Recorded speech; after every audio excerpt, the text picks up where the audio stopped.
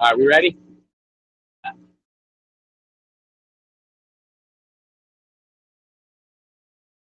Rob, you guys ready? Are we ready, y'all? Are we ready? Come on. Are we ready, y'all? Let's go. All right. Cool. Welcome to the Friday, September 15th, 2023 Policy Committee meeting. As always, we'll do a customary round of introductions, beginning with the man behind the curtain. Mr. Wagner, treasurer. Mary Weinberg, board member. Mike Morosky, board member. Let's get the title out. East Fulton, board member. Dan Hoyne, general counsel. Stephanie Scott. Emily Bell, AFSCME president.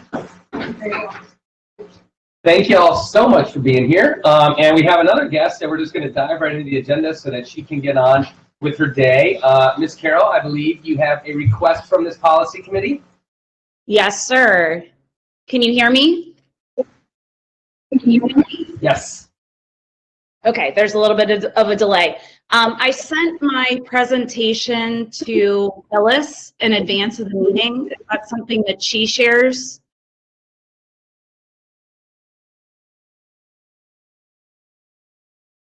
Do you have it, Rob?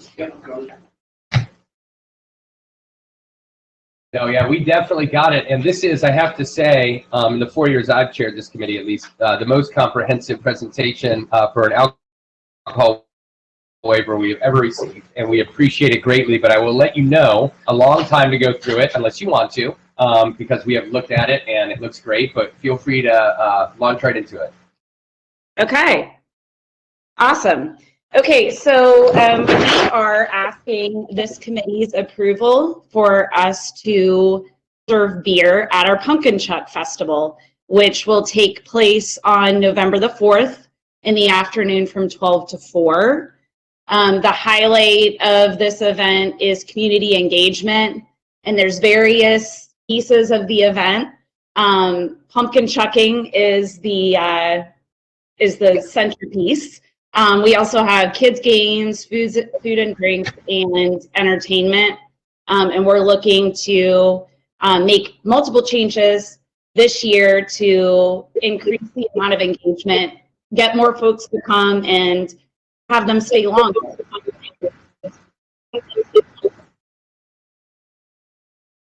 You can go to the next slide.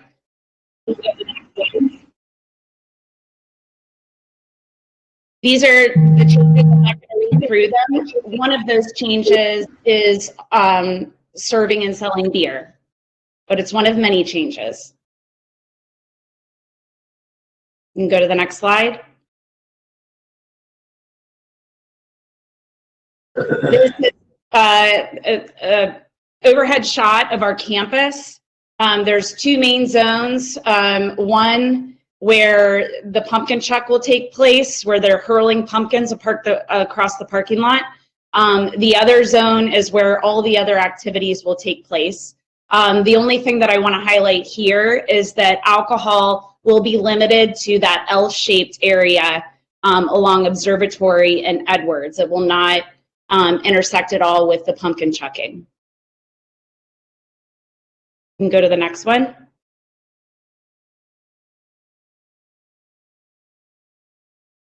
This F permit, it's governed by the State of Ohio Department of Commerce, Division of Liquor Control. It gives us the ability to sell beer at this event for that 4-hour period. And as part of the application, it requires a signature from the tenant owner, which would be Cincinnati Public Schools, you, and the Chief Peace Officer, which is the Cincinnati Police Department. We have to submit 30 days in advance, so we still have a little bit of wiggle room before that October 5th submittal date. Go to the next slide. So this just outlines that process in a flow chart. Right there you can see circled that we need your signature to move forward with submitting that application to the Department of Commerce. Next slide.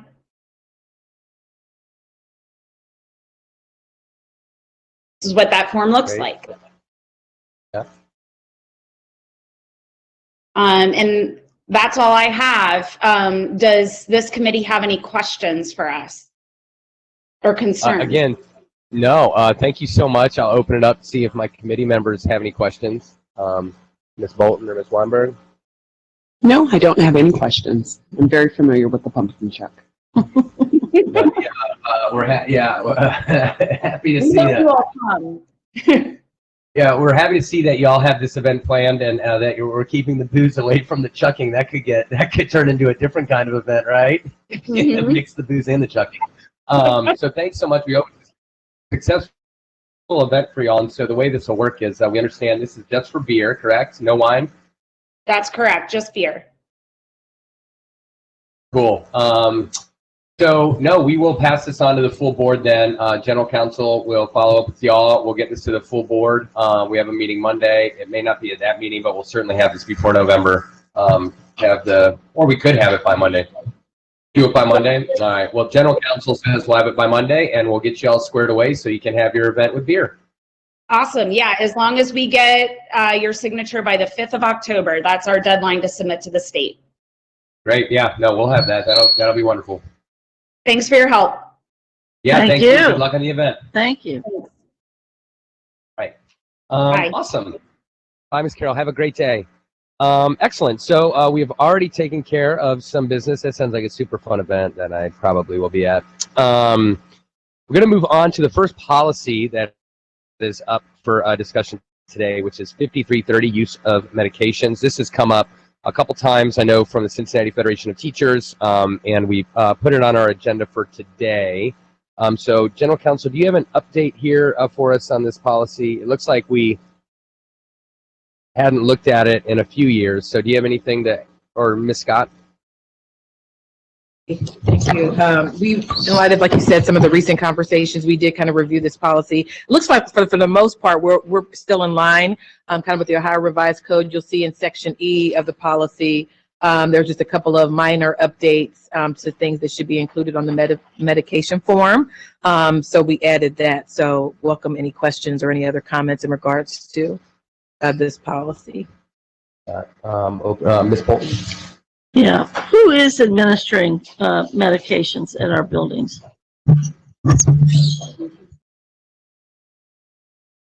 Yes. So in many of our buildings, we have a responsible. The Ohio Revised Code is something Stephanie and I both looked at. Medications may be administered by staff that have any training that is necessary for the administration of that medication. An important point on that, and one that sometimes gets used, is that there is immunity for staff members who are called on to administer medications. So something you'll sometimes hear is a concern from staff members that if they should do something wrong, could they be held liable? They cannot. They have immunity. They're also owed a defense by the school district, and should there be any liability, that's on the school district, not on an individual. Again, that doesn't mean that we are would try to force someone who's uncomfortable to give medication. We work with somebody who is comfortable, but it's not a situation where they could be personally liable. I understand that, but if the school could be liable if indeed we don't provide the right training. We should be, of course, providing the right training, but in terms of liability, the school enjoys political subdivision immunity and other forms, so should be immune in situations like this. Even if we don't provide the training. That is not an excuse not to provide the training, but no, this isn't a situation where the district should be civilly liable in a case like Okay, this. that's good to know. And then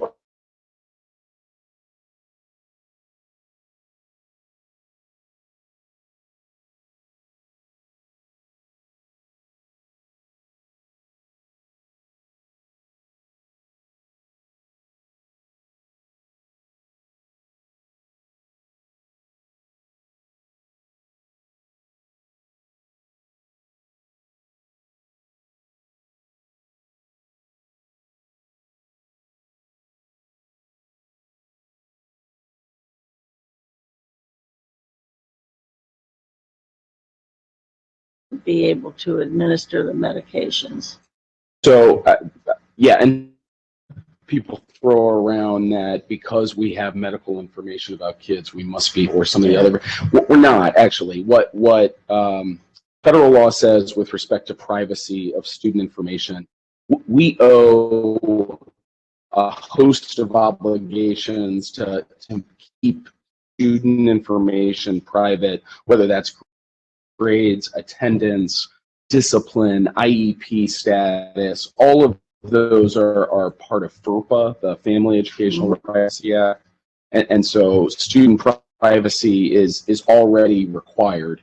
But Faye, with respect to medical information that the school may have because of the nature of that's treated the same way. So that the same way we have to treat grades and attendance status private and confidential, we have the same duty and obligation with respect to health information that we may receive in the course of educating a student. So we try to keep it, but if we keep it within our circle of those folks that would have to administer. Same rules apply. So if you have an educational, it's not widely.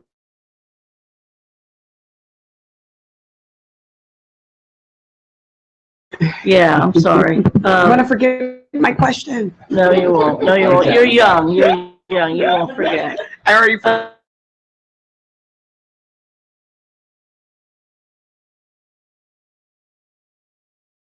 Supposed to be following, or is it up to each school building to come up with whatever process they're using? Well, I mean, according to the policy, I mean, this pretty much dictates it out how each school Yep. should be kind of implementing it. So if they're following this policy, they should. Then, of course, the principal or whomever should be identifying who that designates.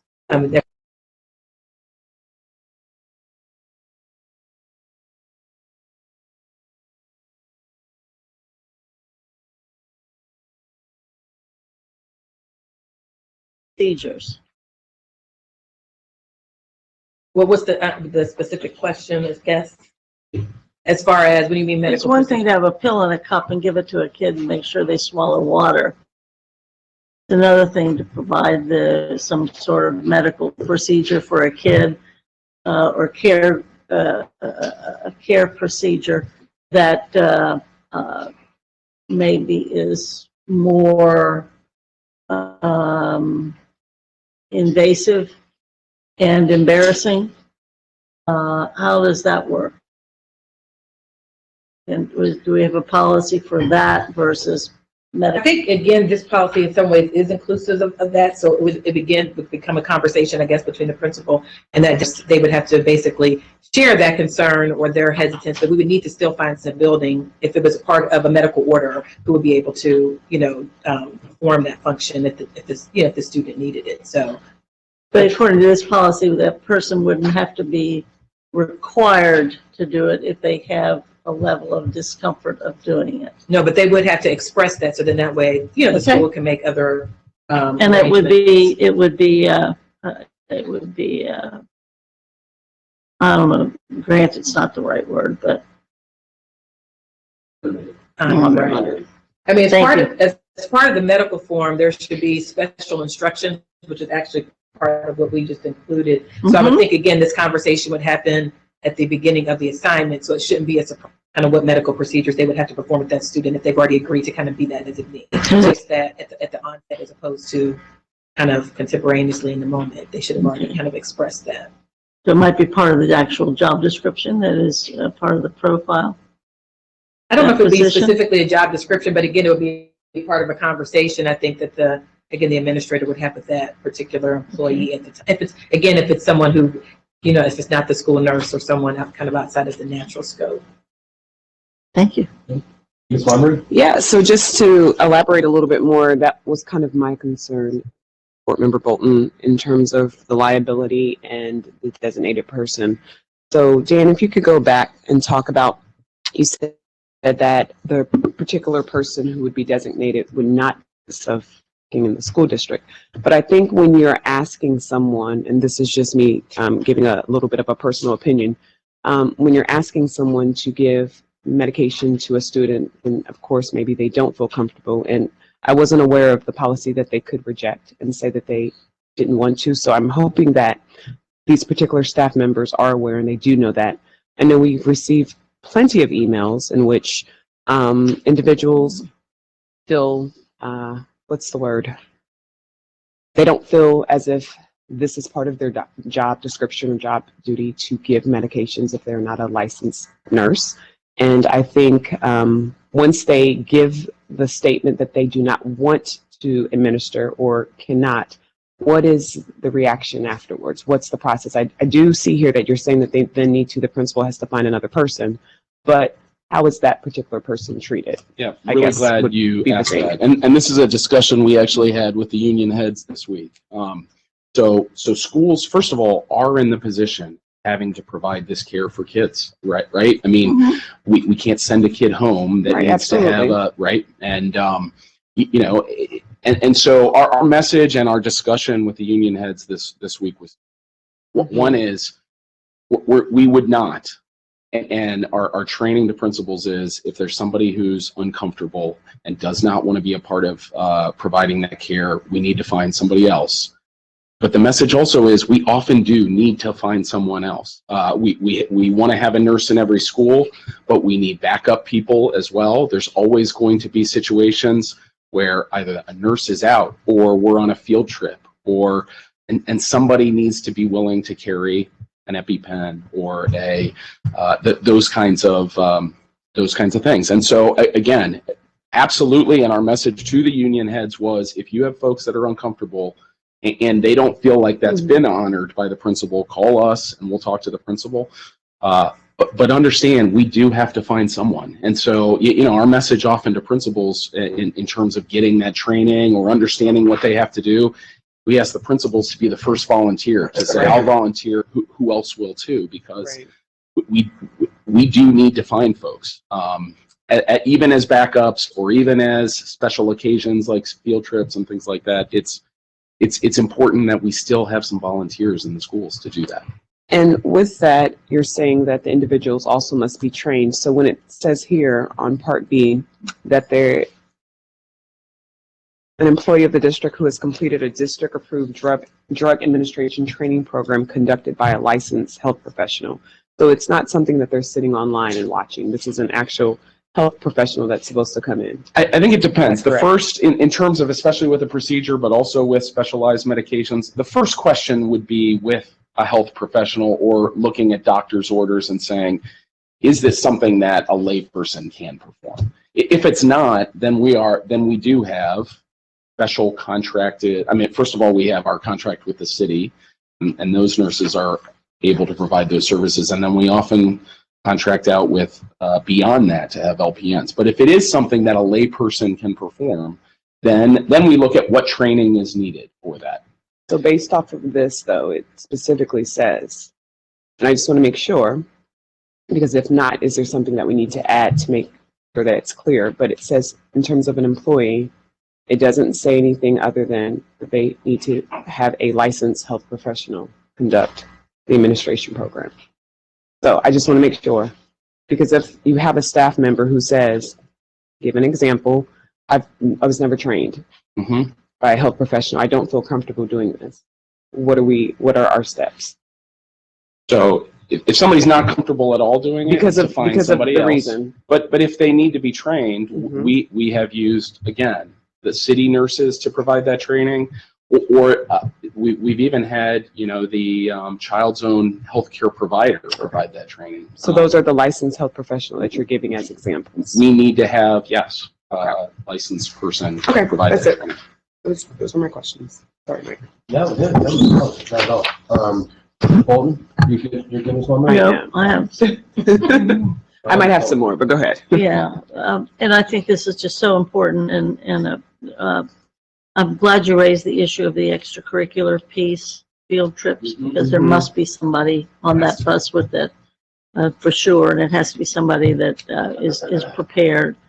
Those things that are kind of standing field trips, let's say going to a Holocaust Humanities Center, that I'm wondering how we kind of do that if we're taking an entire, grade level to something, or Also, again, I keep hearing the concerns regarding at our athletic games, that we have people maybe on paper that are there, but there's great concern of of whether or not we actually have folks that are qualified and under contract to us.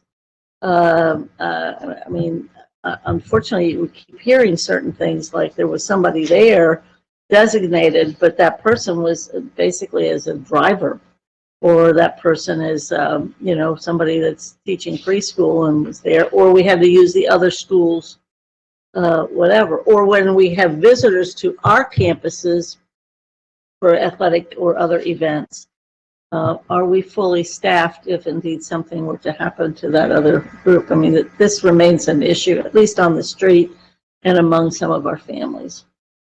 It remains an issue within the district. I mean, the reality is within a very short period of time, we've gone from a situation where we had athletic trainers provided at low or no cost to the district, you know, throughout, to a situation where we are paying dollar for dollar for most athletic trainers, and that's where we can find them. It has, I think, hit Cincinnati Public particularly hard because most of our kids are Medicaid eligible, and so there's not that same interest of hospitals and, you know, doctors groups to provide free, you know, athletic training services. The board has budgeted money, but you know, I think our athletic department is doing everything it can to fill. You know, to staff those athletic events. I think they've done a good job, but it will be an ongoing issue for the district because of the sort of change in the environment about athletic training service. And it won't really matter at all if indeed something awful happens. Yes. So whatever amount of money or whoever reports to whom, you know, I've suggested even there's an interest of having even medical personnel almost as part of our district to manage these sorts of things. But this medication policy, does this pertain to an event on the athletic field, or you know, in the rafters of a theater where you've got kids working with Sure. electricity and God knows what else? I mean, you live with that fear all the time if you're supervising students. Does is this medication specifically medication, or does it also pertain, or is there another policy that pertains to all those other kinds of medical sorts of things? No, I think this pertains to all district activities. But again, your point, I think, emphasizes that for some of these, we're not going to have the city nurse. I mean, even if we were fully staffed, the city nurse isn't going to be there at 8 o'clock at it. And it speaks to the importance of folks who are working for the district being willing to, you know, learn how to use an EpiPen or learn how, and then being trained appropriately. It applies with equal force. So this is the policy that pertains to all of that. Yes, ma'am.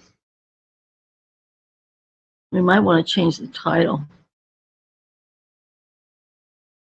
I agree with changing the title of it. I mean, if it's that all encompassing, and, you know, I would just echo what General Counsel Hoying said after listening to this sort of Q&A, that, you know, it's unfortunate we're in the situation that we are in, but we do need people to be willing to step up and take training, because it is literally potentially life and death, particularly the extracurricular. I'm glad you all brought that up too. But yeah, I think it's the change in the title, because this is certainly more encompassing than use of medications. It sounds like it's almost like you know, care of students, or I don't know what you call it. But real quick question for my colleagues though, who had excellent questions regarding the policy. Are there any suggestions aside from what Ms. Scott has already updated that was necessary as per the state? Are there any suggestions for additions to this policy? I assume there are no suggestions for subtractions aside from a potential name change.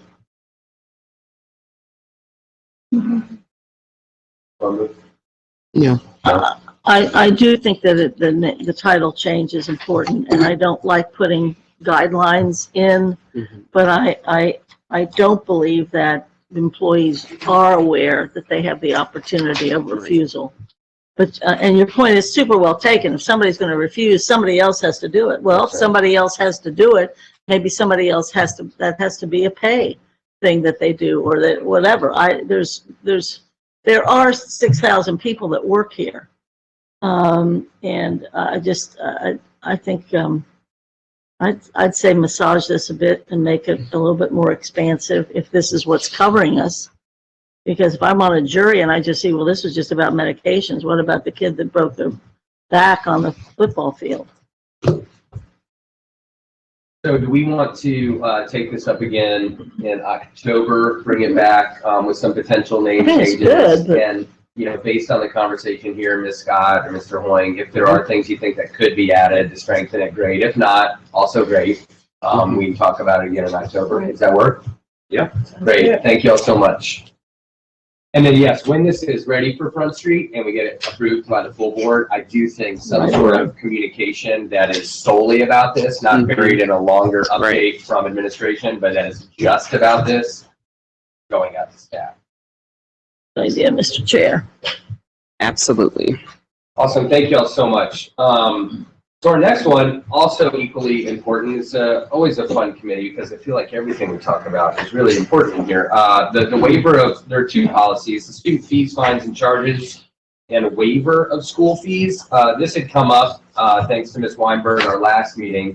And I know that the board was interested, or at least this committee, I should say, was interested in waiving fees, period. So we bring these back, and I'll open up first, as always, to general counsel to see if there is an update, and then to my colleagues after that. And then obviously having Ms. Wagner here is helpful because when we talk about waiving fees writ large for everything, obviously that impacts Ms. Wagner's shop. So counsel's office, Ms. Scott, Mr. Hoying, any update here on these? It doesn't look like there's any changes or anything. No, and I would point to the treasurer to on this policy. Thanks, Mr. Hoying. So we, after the last conversation that we had at Policy Committee and concerning the impact of some of those decisions, we gathered some data. So there's a report in front of you that shows the amount of student fees that were charged versus collected and waived. So we can see what the impact of that decision might be. My fear is that if we waive all fees, district charge or school-based fees, so there's two kinds of fees. There's the district fees and then the letters behind this report. Nobody really knows. The letter's been in existence forever and it hasn't been updated in a long time. The income scale, and it's all self-reported, so we don't know how accurate everybody's income is because there's no income verification. But the concern for waiving the fees is that the schools that are non-title won't have a way to kind of compensate for the Title I schools who get Title I money that they don't. We think that their collection of school fees is a way to help compensate for some of that income. So just keep that in mind as we go forward. But we formed a team, consists of myself, Dan, Chief Smith, Julie Sellers, Fanny Carradine from CFOP, and Mike Turner from CAS to talk about the impact, because the principals have the authority to waive fees, and we don't know that there's any consistent standardization across districts because it's all based on circumstance. And so we want to have that collaborative conversation with them before we come back and recommend language to you for any kind of policy changes. But we wanted to have this conversation here just so we can kind of get the guidance from the board so that we're not talking to the unions about a change that you have no interest in supporting. Ms. Wagner. You're welcome. Makes sense to me. Obviously, I'll turn to my colleagues first. Ms. Bolton, Ms. Weinberg. Ms. Weinberg. I just have a quick question. So as I'm looking at this particular sheet, so it says fee amount charged. So obviously that's based off of, for example, if there are 400 kids in the building times whatever, or I'm asking. But Well, how did they come up with the amount charged versus the revenue? you're exactly right. It's the fee, whatever that's based on this letter. The amount of the fee, it Gotcha. hasn't, the amount of the fee hasn't been changed in, I can't even tell you how Okay. long. But, so it's just that times the number of children in the building. And then the actual is whatever they What collect. they've received. And the way we think the waiver is the difference.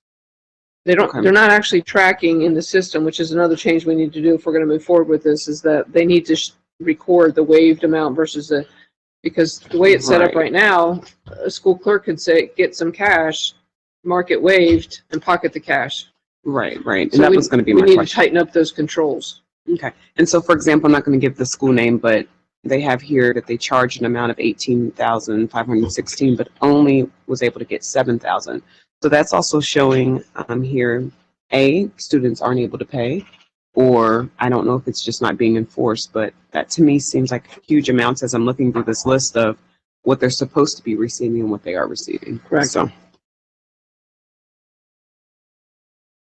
Ms. Lumber, Ms. Golden?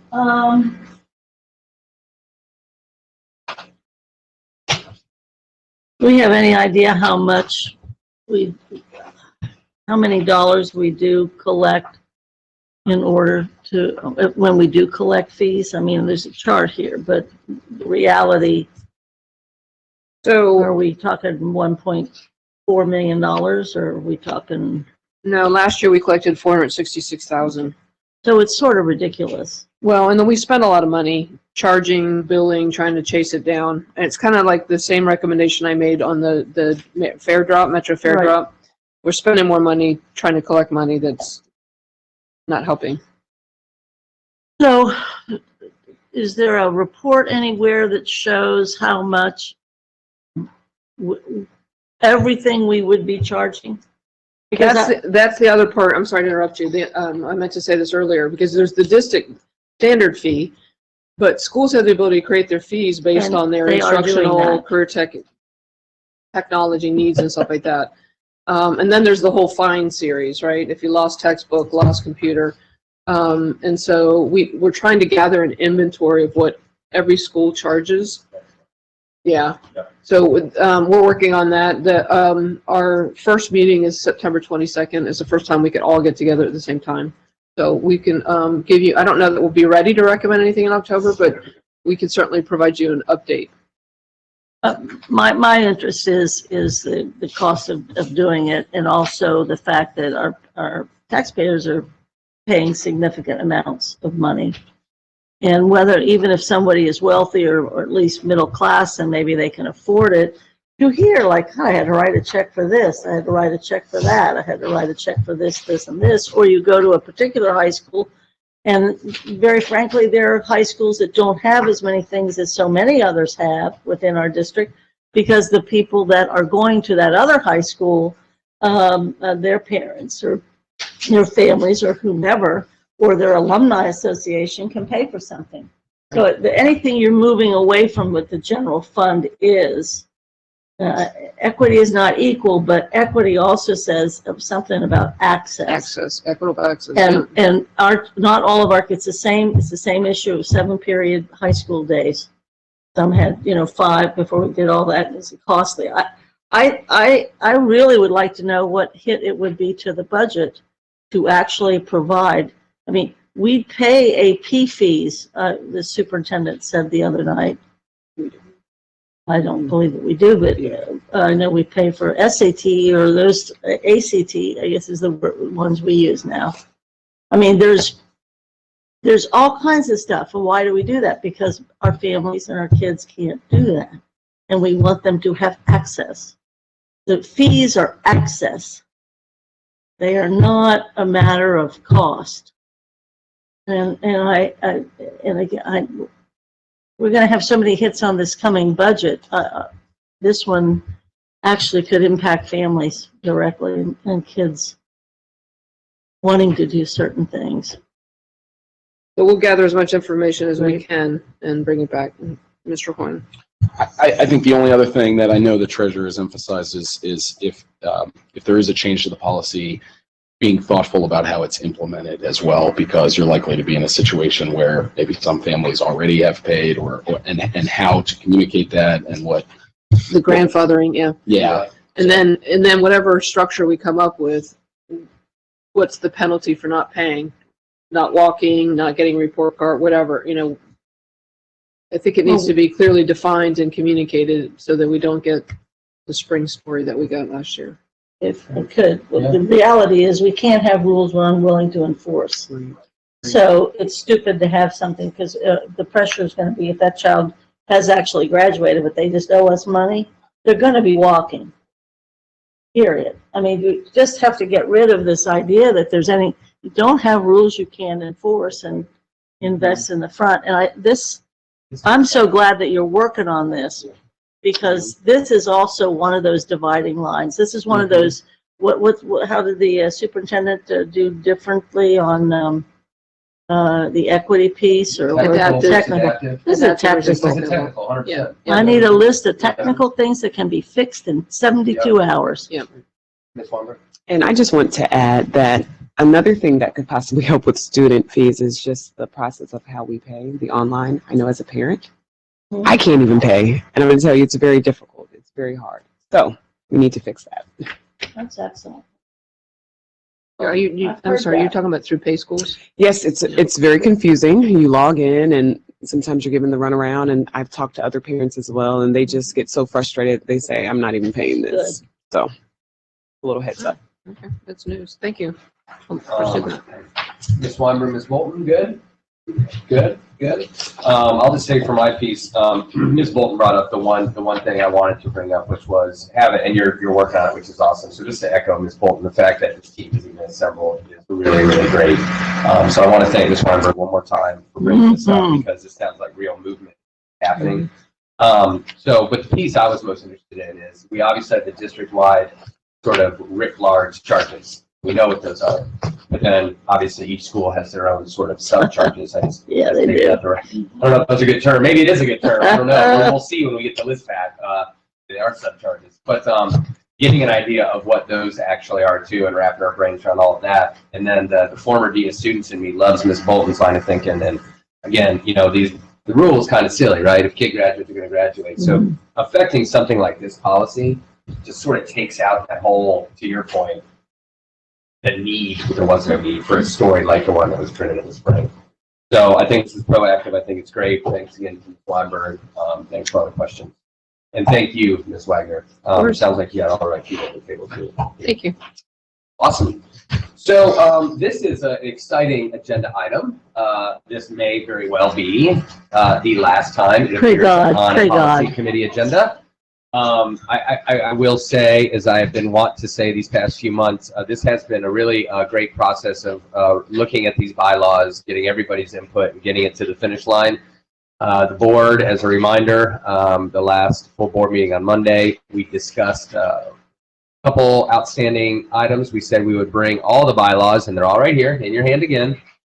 This is about the 17th time I've had a printed version of these bylaws. I'm happy to say, please never print me these bylaws ever again, anybody. I love you very much, whoever did it. And I appreciate it, but we don't. I don't even like it. Even Ms. Bolton is like, look, I've got 17 copies of these. I've lost 2 hickory trees in my wood. So all this talk, hey, look, we can do away with student charges if we just stop printing these dang bylaws. So let's reallocate the board print fee to student charges. But anyway, last time, and after this conversation, I'd love to be able to say to the council, hey, let's put forth a resolution at the next board meeting to get these things done. So last time, Ms. Bolton and Ms. Weinberg, they're all right here. Are there any sort of final outstanding items or things that you would love to recommend for the bylaws? You all have been so awesome throughout this process, helping me gather all of this stuff and keep it in line, as is Stephanie and Dan. Any final comments?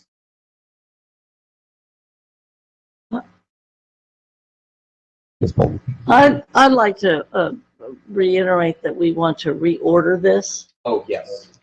And I don't know that we can see a final thing until we reorder it and just see if we missed something or if we've captured any redundancy. I think too is that the bylaws should be passed very soon, after the board members have seen them in that reordered configuration. They'll flip out because it's different than what we've been looking at, but ultimately, if it does have value, I think the other piece is that we probably should be passing the bylaws. To my recollection, we have not yet passed the strategic plan. And it keeps going out there as though it's written in stone, and it's not been passed. And so it would seem to me, from kind of advising President Lindy, that it would be a good thing to try to aim to have both of those things happen on the same night, rather than, and let them be seen as somehow part and parcel, be my recommendation. And I don't think we've worked out the consent agenda issue. Then we have you. Okay, to me, that's the only outstanding issue out Consent there. in the order, yeah. Ms. Yeah. Weinberg? I would just agree. Definitely working out the kinks for that, the consent agenda, and then coming back with a final that we can see in order and be able to read through that. Well, my suggestion would be that we figure out the consent agenda piece. Let's just do it right now. Let's do it. Now, and then have council reorganize the stuff. My recommendation would also be, and it doesn't have to be, it's fine, but would be that once we figure this out right now in the next 45 minutes, which may not even take that long, I don't know that it will, that once we figure that piece out and the council's office reorganizes the stuff, that we bring it with the resolution whenever that's possible. I don't think it needs to come back here for that. And if the board hates what we decided, So consent they can agenda live or with the it. order, that's fine, then it can come back. But I say we just bring it with the resolution. If people don't want to do it, they don't have to do it. It shouldn't come back here at all. Sounds good. All right, well then let's open it up. So the consent agenda piece, and it was 0160, I believe, is where all that was, correct? And it's like 0165 specifically. I'm starting to memorize these things. Maybe I should be the onboarding board member. You should. That's your job. He's like memorizing. Whoever is the new person or persons onto the board, you are doing bylaw with them. So you Yeah. said it's You have to hang out 0165.1. with 016, yes ma'am, it's F 0165.1. I believe that was where we had a lot, yes. Yes, it's F, letter F, consent agenda. This Okay. is like the piece. So I will now open that up to either of you, whoever raises their hand first. Okay. I'm rereading it right now really quick. This form to read, whoever raises their hand first. Rob.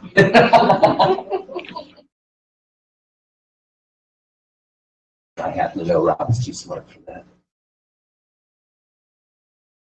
So just to make sure that I remember, we're adding the part where it says substantive board decisions, or was it just saying 6? Great question. Before. So at the end As a of the Monday reminder. board meeting, it was kind of like, well, you all figure it out. So my answer to you, my direct answer to you would be, we can do whatever we like to recommend So, okay. for those pieces, and really for this whole section, because Okay. again, there was really no consensus. People didn't hate what was here, but no one really loved it, so that's why I feel it's probably a good time, right? I mean, unless I'm remembering it wrong, we can talk about whatever we'd like. Can I ask, since we have the treasurer here as well as general counsel, how does the administration feel about consent agendas? I mean, they're supposed to slim us down and make us move through, or but the way we do things right now, it doesn't lend it to, my way, it doesn't lend itself to consent agenda, but I don't know. I think to some, we are operating already sort of a modified consent agenda is what I would say. But it's not one agenda, it's 2 reports that are generated before every board meeting. One is the superintendent's report and one is the treasurer's report. And those reports include what I think we have come to believe are sort of routine items. The superintendent's report includes personnel actions. Recommendations, don't make it a That's- report. That's right. There, She the reports. superintendent's recommendations. Superintendent recommends. Yep, that's right. On all the recommendations, personnel matters, but then also includes sometimes, again, other routine matters. We have in some years included, for example, like adoption of the code of conduct and things like that in the as a superintendent's recommendation that we assume if the board approves the recommendations are approved. And then the treasurer's report includes financial recs, purchases, purchase orders, payments, Donations, grants. donation. That's right. And again, if there are other sort of routine matters, they have been included in. So we are operating on somewhat of a consent agenda. I just don't think it's necessarily reflected in what the bylaws are. And I totally agree that we have this kind of crazy, it's like city manager form of government. In the city, it really isn't, but they still have somebody titled that. We have kind of a consent agenda, but it really isn't. But if we just even kept our own way of doing it, when we have the two reports. Right now, in the old days, one member could probably ask the superintendent or the treasurer to withdraw an item.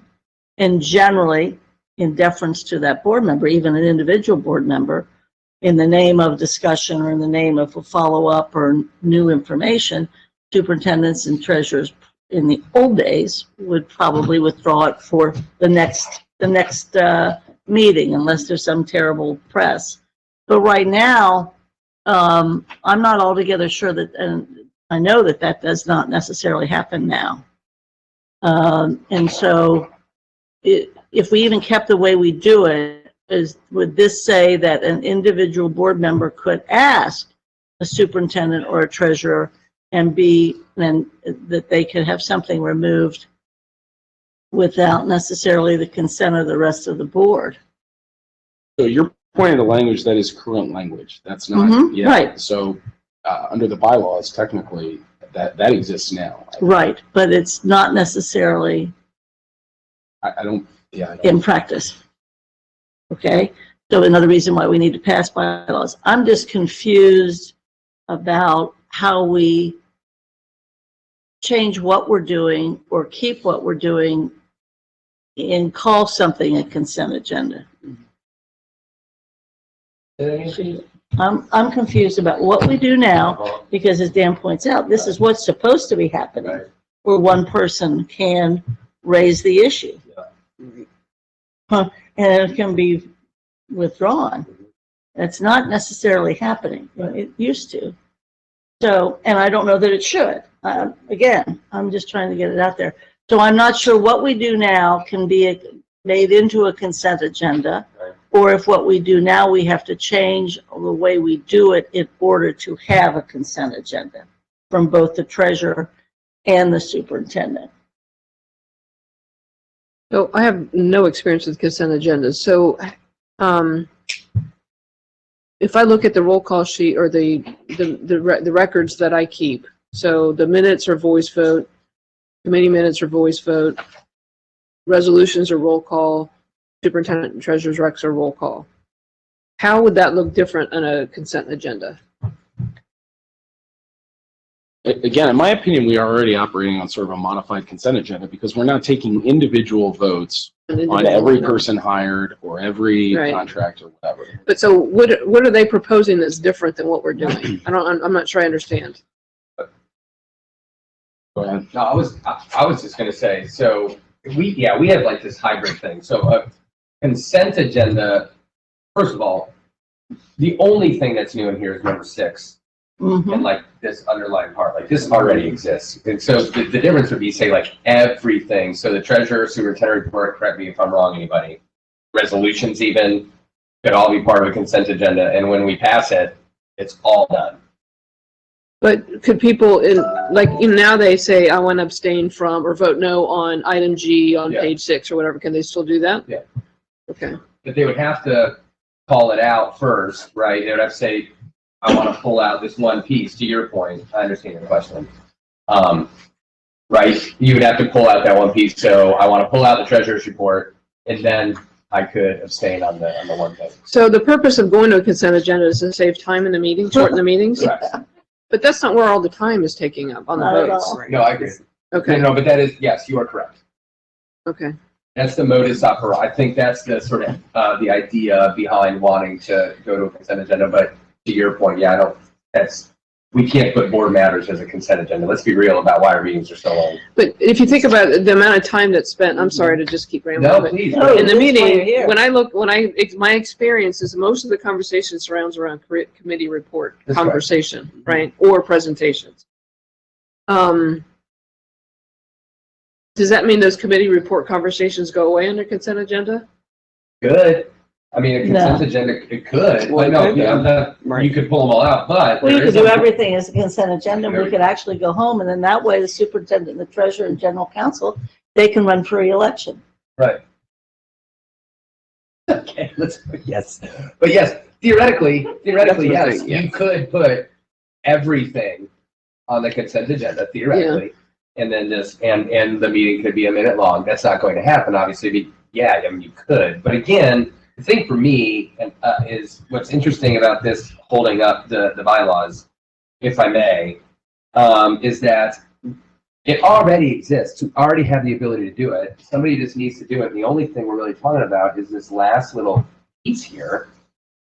The only new thing in here, unless I'm crazy, are the number 6 and the underlined Read piece. number 6 for the 4 Items and people that are materials, number watching. 6, items and material. So this falls under routine business items that may be included on a consent agenda, include but are not limited to, and there's already minutes of prior meetings. Number 2, bills for payment. 3, hiring of personnel. 4, resolutions. 5, resignations and leaves. And then the new one, 6, items and materials that are for informational purposes only. And then the new language, the only new language in this piece is substantive board decisions, such as approval of contracts or policies or other potentially controversial matters, may not be included on the consent agenda and must be placed on the agenda as separate action items. And I have one editorial comment on that, and then we'll go back to the discussion. In our board meeting, this was one of the sticking points, President Lindy's point, which I agreed with, was that the language may be unnecessary because any board member could just take that out anyway. The only thing I would add to what his comments were on Monday, just from my perspective, is a lot of these things are already part of our weird modified, I don't mean that in a bad way, but our kind of hybrid consent agenda. For example, we have large contracts in the treasurer's report, which is kind of its own version of a consent agenda, not to make this more complicated than it needs to be. So for my piece, I would say we don't need that whole part. I think number 6 is great, and then that's my 2 cents. Because we already kind of are doing this. And then if someone wanted to bring it out, I know Ms. Bolton, there was a contract this Monday or the last meeting, doesn't matter. Right. But you brought up, and Ms. Weimer got the same question about that contract, and so we talked about it. I'm fine with that if people want to leave it in there, but I don't think we should get in the practice of removing every large contract for potentially controversial matters, because at the end of the day, everything we vote on could be potentially controversial. I support what you just said. And the thing I'd add is, so contracts, first of all, are generally included in the consent agenda. And so the idea of taking all contracts out of that and voting individually doesn't seem, That could be.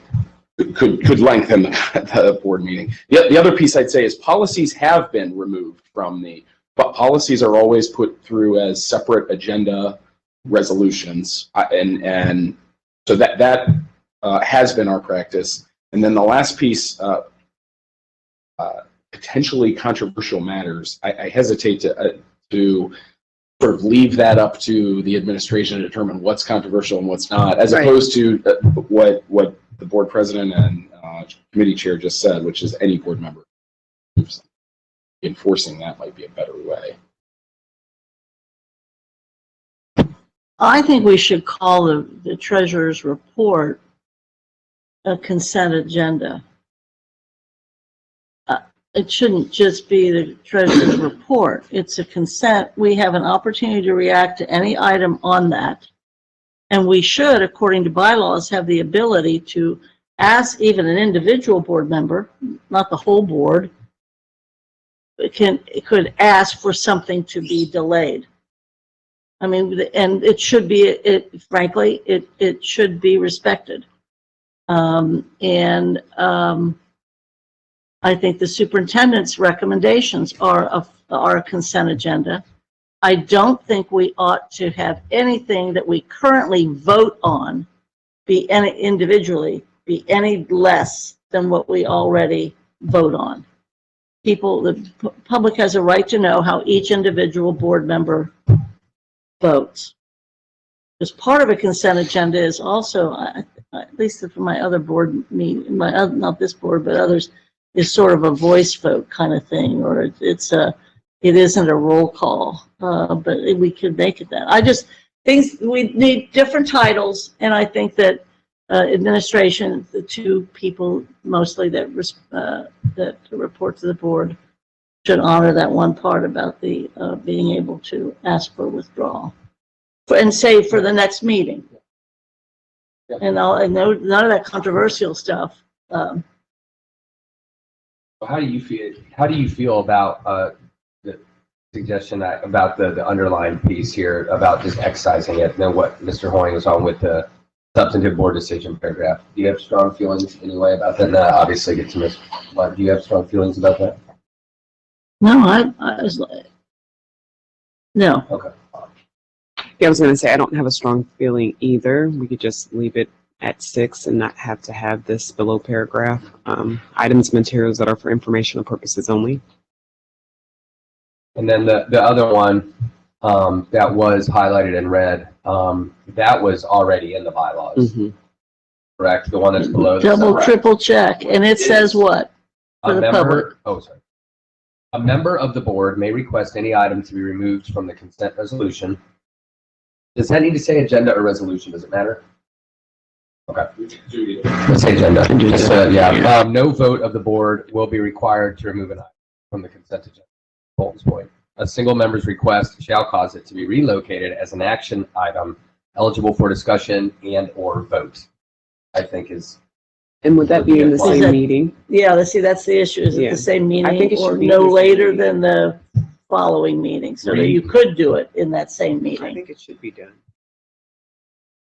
Rather than have to remember to say, oh, I wanted to talk about this at the next. No, yeah, I would later. say no later than the next full board meeting, honestly. You might require some documentation there. If Right. that's needed, I guess. Yeah. I just Yeah. wanted to have that ability, but I don't want it to immediately just say, oh, it's going to the next meeting. Like it should be discussed in the meeting that we're in, and then if further, information is needed, then it carries over. An action item eligible for discussion and or vote no later than the next full board meeting.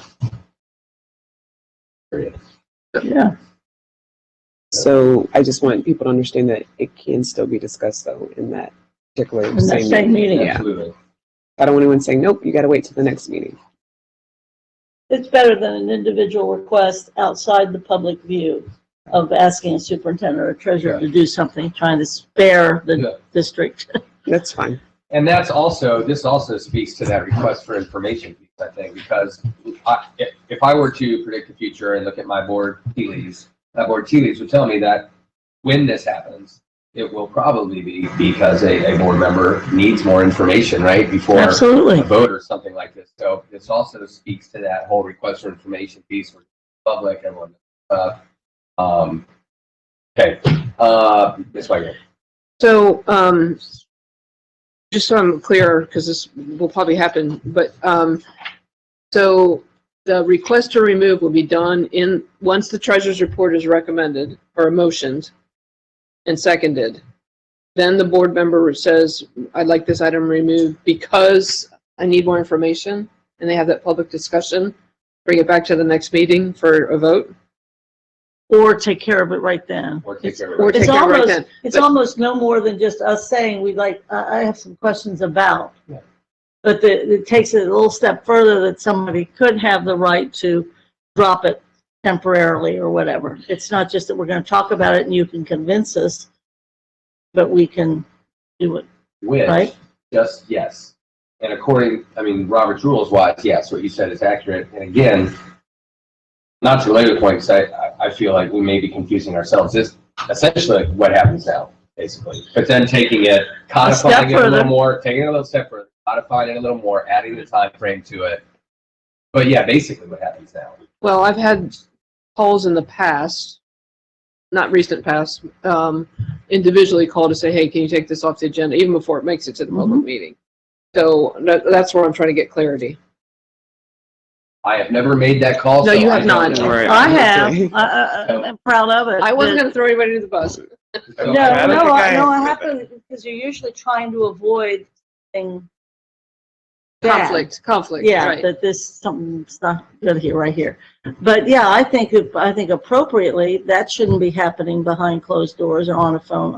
We do way too much stuff phoning around, which, enough for that. Just, that's interpersonal, folks, not board work. But I think it has to be after the introduction of it. I would suggest that whatever board member has an issue kind of warns the president and also warns the treasurer or the superintendent that you're bringing it up. So maybe you want to bring in more. Yeah, Mhm. yeah, like, yeah, it's gonna come in on the. But I think you're right. Let's do public's business in public. Great. Thank you. Ms. Weinberg? Good. Good. Bolton? Oh, Good. yeah. So, so the task to our inimitable general counsel and Ms. Scott would be to excise the underlined piece with substantive board decisions, take it out entirely, add and/or vote no later than the next full board meeting or whatever sounds better. Take out all the underlines, take out all the greens, take out all the stuff, reorganize in the way that makes the most sense. Draft up a resolution that says these are good to go, and we will bring it to the full board, not on Monday. The next board meeting, the next full board meeting is Monday, the October something? Is it early, October the 4th? 1st? October the 1st? Okay, well, October the 9th, that's great, because there's plenty of time. That's when we should try to pass the strategic plan too. That has not yet been passed. Yeah, that would be a big hallmark meeting. No, I Yeah. totally agree. That's great. And Put it ahead together. of the election, and yeah, that's great. Yeah, we'll try to get this out to board members in enough time that they can review and understand what we're doing in terms of the reorganization. Sure. I suggest we just highlight the reorganization in a different color so that they can see that's not language that has been changed but just moved around. And then any preference in terms of one resolution, or 7, one resolution? One resolution to rule them all, please. For all you Lord of the Rings fans. Like Rob and me. Thank you. Good. Hey, good job. Good job. Now we are at the portion of our agenda for other business. And then if anybody is here that would like to speak, now is the time to raise your hand and let Rob know, and let us know where you're from. We ask that your camera be on if you're in a position where that's possible.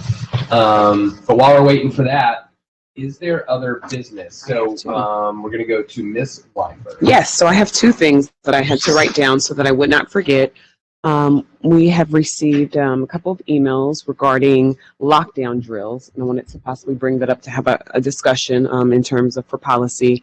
And then second, I have been asked about what is our policy for when students are attending like after school activities such as football games in terms of their safety and just being at the particular school after hours. I'm not quite sure if we have anything to necessarily do with that. I do know that we have the student code of conduct that they're supposed to follow, but I guess the question from someone in the community was, how are we really enforcing that to make sure that the students are being safe, there are no fights breaking out, and if there are fights or threats or whatsoever, what's the policy aspect behind that? Well, I will address the second one first because I know less about it. I know way more about the first. But Ms. Hoying, I don't think there's a specific after-school behavioral policy. This is the code of conduct and incumbent upon the adults who are there to enforce it, correct? Code of conduct applies at all school events. The code of conduct applies by its terms to all school events on or off school property. It also applies students in transit to and from school. I'm not sure if that answers your question. Yes, so I guess policy meaning, is there a specific policy of how we do checks for students when they are coming into extracurricular activities, football games, basketball games? Is there a policy on can students return, come in and out? That was the question. That I don't know. I defer to the athletic folks, Okay. but we can find out. We can come back to that point. And what you're asking is, is there any consistency between like the pregame procedures at Stargell versus the pregame procedures at Withrow or Walnut? Yes, because the concern was just the students being able to be in a safe environment and knowing that if a particular student left and went out to their vehicle and then came back in, what's the process? What's the policy moving forward to ensure that students are safe at all times? I can absolutely find that out. My guess would be that that is probably variant by location and sounds more procedural and like an interpretation, of what the current policies are. But it's probably a good idea. And that's fine if it is. Yeah, but it's a good idea though to find out, right? Like in a school, we would not be cool with your interpretation of the dress code or what use of alcohol. So we also probably shouldn't be cool with variance in interpretation of policy at after school events. So that's a good question to bring up. The second one, do you want to talk about that one real quick? Yeah, can I just, Yeah. the real issue there is staffing. Because I'm sure our policy requires that there are personnel in place wherever there are students to be supervised. And so the problem is if the contract is done, or if the day is done and people are, I'm out of here. I've got other things I need to do. And I think it is a serious problem. You'll even remember the terrible accident, the young man that went out, he was at practice and he went back out to his car to get something and then yeah.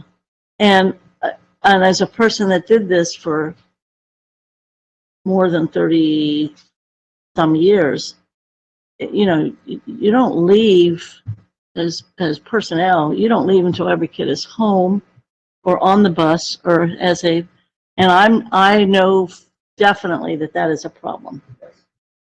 And I don't know how you work it out. You're going to have to staff people. I mean, we've got folks that need to start their other work, even in that building. But we have a real problem having unsupervised kids on our campuses, in our buildings, and there may or may not be enough grown-ups around. And that's a staffing issue. I'm glad you brought it up. Yeah, me too.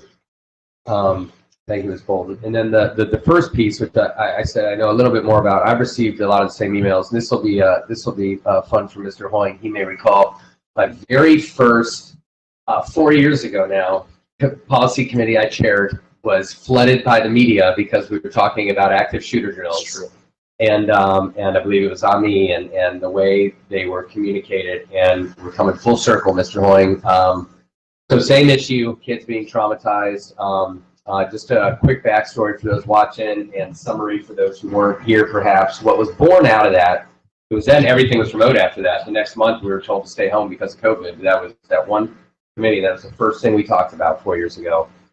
And what we implemented with Ms. Mitchell at the time was a series of procedures that would attempt to ensure that these drills were less traumatic for kids, because a lot of it, i.e. administering the drill, is out of our hands. We have to, but how we administer the drill, we can affect. So, making sure teachers can answer the questions, making sure teachers would be able to prep students. We had been told that you couldn't let students know ahead of time that this was going to happen. Now we find that perhaps we can. So to bring this up, I don't know, there isn't necessarily a policy that we have that we would affect in this committee, but I do think it's the right place to bring it up. And certainly I think health and safety might even be better that you chair on Monday. how we are administering these drills. And then Mr. Hoying, I would just ask you, and I think you were copied on those emails from that woman. She did a really nice job of doing some homework and sending it to us, I thought, which makes our lives easier. So thank you for being a good advocate for your child. The question then becomes, are there ways to administer these drills, particularly for students that have sensitivity to those kind of situations? I've entered a new realm in my board personship because I have a child who is sensitive to sounds, and there was a fire drill the first day of school. By mistake, and every morning he asks me if the fire alarm is going to go off again. And he has his and he's fine. Every day's fine, but it's just that every day. It's less and less.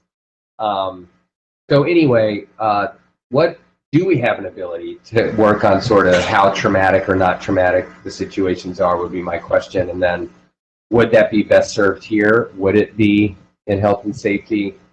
Is it, as is my impression, maybe more procedural than policy?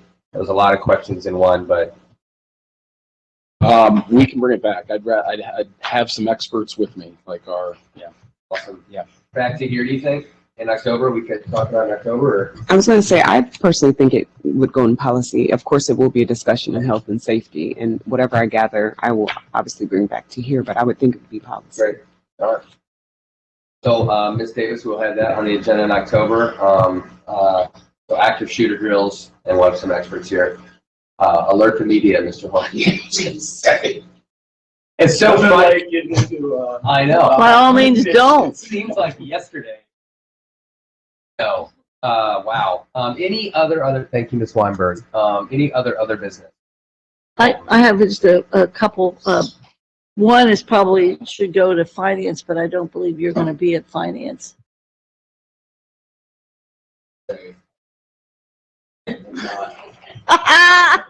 Okay, well, I'll save it. That's about, so there's no wonder about it. It's we passed for Metro. We passed all the passes and the amount of money to buy the passes, but I don't remember if we saw the Metro agreement. We did. Okay, Yeah. can you just resend to me? Yep, Because if I saw it, I don't remember. That'd be great. So we're cool there.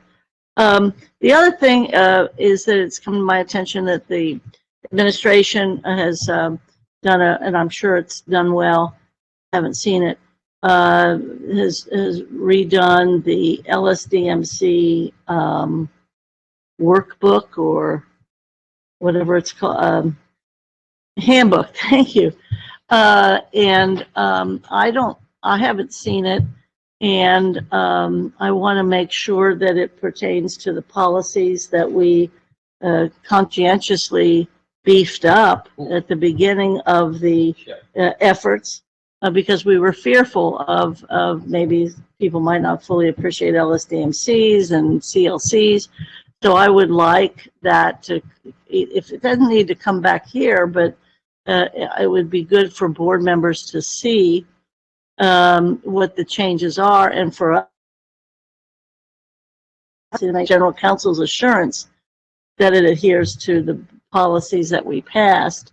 The other piece of it is too, it's I had two LSDMC chairs communicate with me that they're going to be voting on it, and they asked if you all approved the new, and no, we haven't seen it.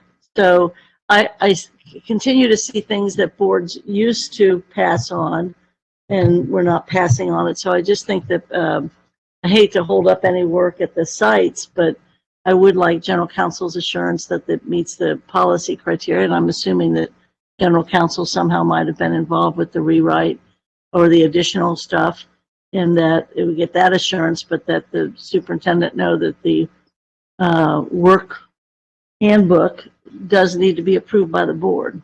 Sure, and I'll follow up, and I know my good friend Shauna Murphy is on right now, so we'll try to make sure. Great, and that can probably, would that be an October agenda item or an email with the assurance again, so we don't hold up? I can do assurance, but I want to be able to say that we got assurance before the administration asks us to pass on that. I'm not giving up more things Deal. than what we do. Then I have one other, if it's And okay. perhaps Ms. Murphy, hello, Ms. Murphy. Good to see you. Sort of, not really, but if we could also maybe just get an email, if we could just get a PDF of the handbook as well, that'd be great. And then once we have, speaking for myself, once I have Mr. Hoying's assurance that it does speak to all the things, we spent a lot of time on that, then I'm good to go. So thank you, Ms. Murphy. Thank you, Mr. Hoying. And then Ms. Bolton has one more thing. I don't hesitate to do this, but I am determined to do this. Actually, I'm still reintroducing a dialogue and a discussion about the organizational chart. And I am particularly concerned about that as who actually reports to the board. I am again thinking back, and I don't like to live in the past, but I have been very concerned that the board has been without advice by public affairs throughout. Even something as monumental as the release of the report card.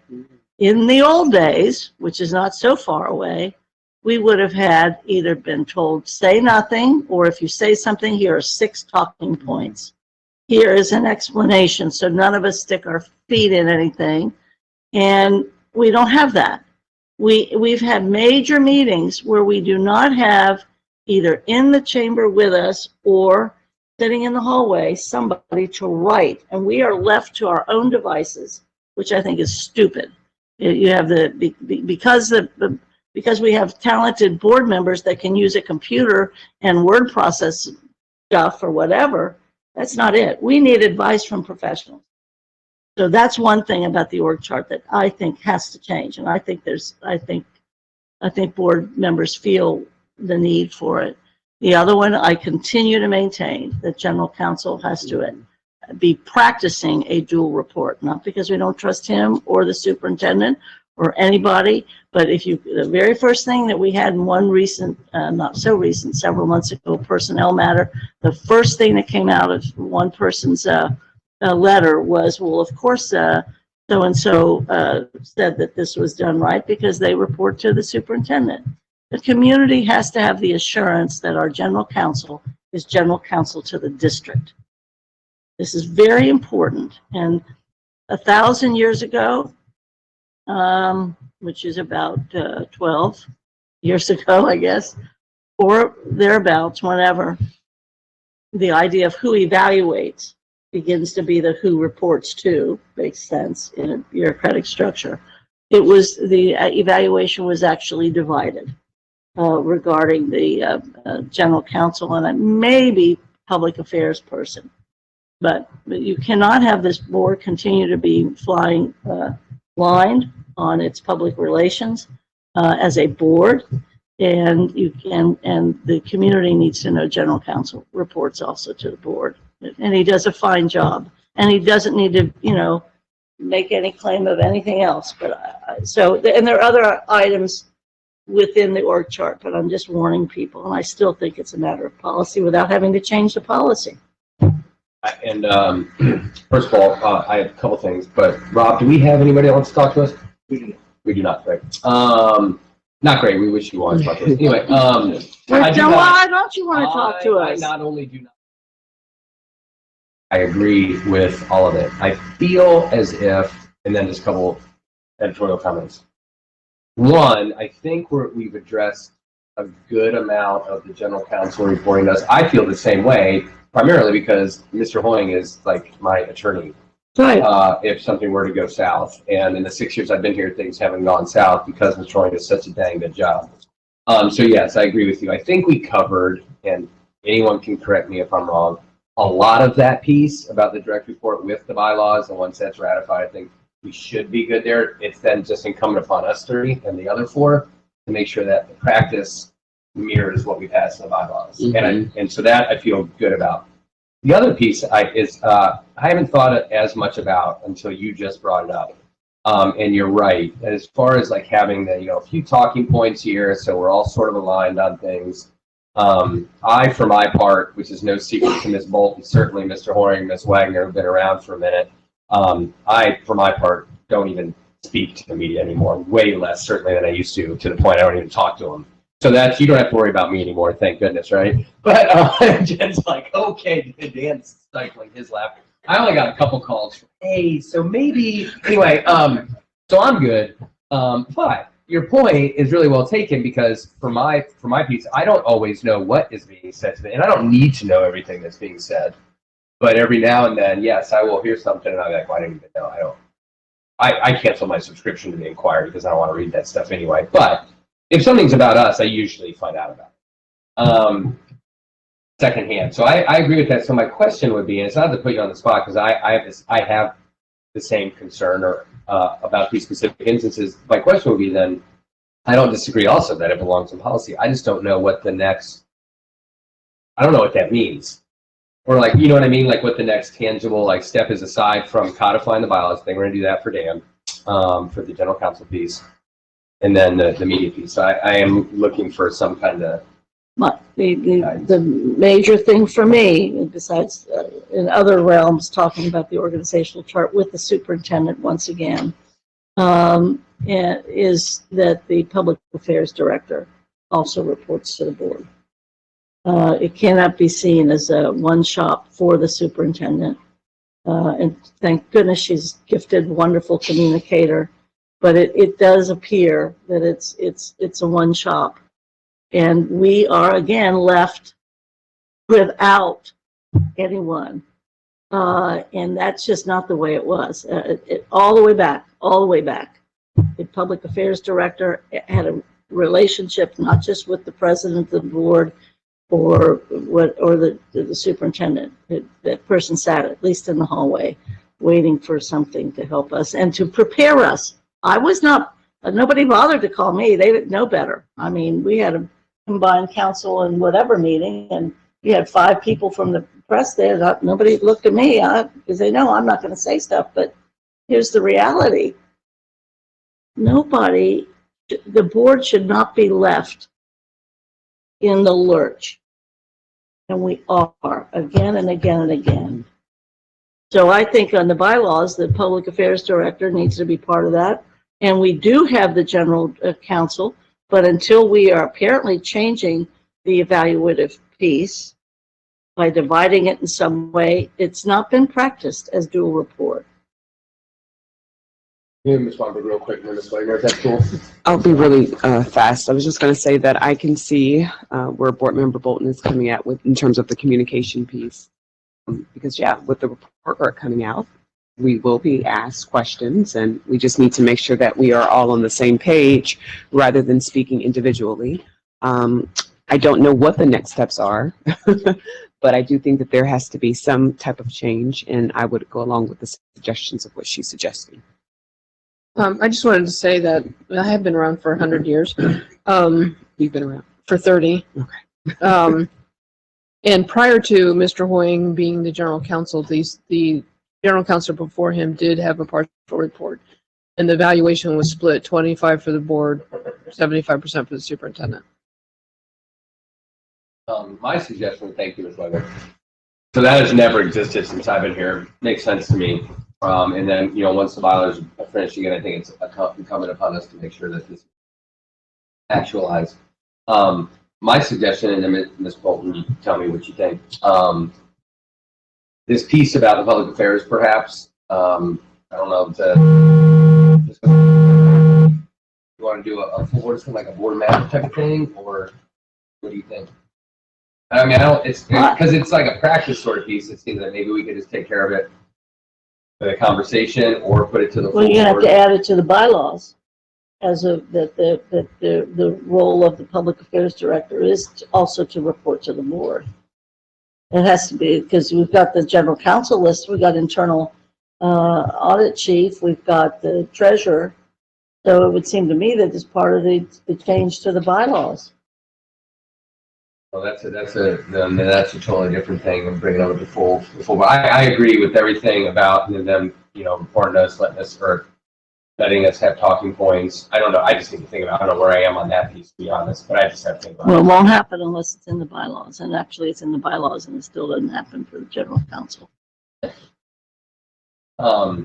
I mean, that's something, you Jen, let's do board matters. suggested, board matters, and then, And, yeah, that, even at Monday, well, I don't know. It's throw it on, well, I mean, inquiries, updates that this came up, I'm Yeah. happy to bring it up. okay. And then see how the rest of the board might feel about it, because we've still got those couple of weeks before we have to vote on the bylaws. Yeah. And with some of that, also some of it is personnel, so. Awesome. Ms. Wamber, Ms. Bolton, final thoughts? Nope, I think we're good. Excellent. Another good I meeting? love the hat. I love you so much. Thank you. Sunny I Life Hats. love it. Handmade- Yeah, say the handmade hemp name, hats. say the name, say the name. SunnyLifeHats.com. Handmade hemp hats. My friend, they're beautiful hats. So, I love them. yeah, good public school people. Anyway, no further business. Meeting is adjourned. Good meeting.